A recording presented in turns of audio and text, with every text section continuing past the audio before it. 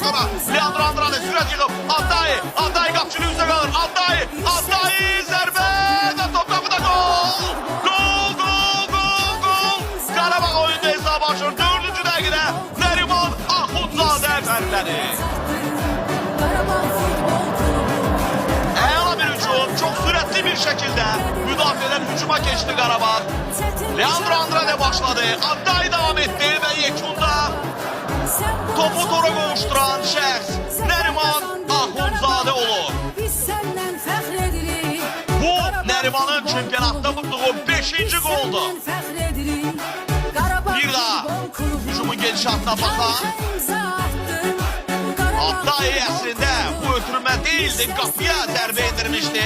Ricardo Fernandes onun ayağına deyən top Şabaqlının qapısına deyən top düz Nəriman Axundzadənin qarşısına gəlir və burada gəlib etiraf edək ki, bu qolu vurmamaq daha çətin idi, nəinki vurmaq. Bir dokunuş top qapıdadır.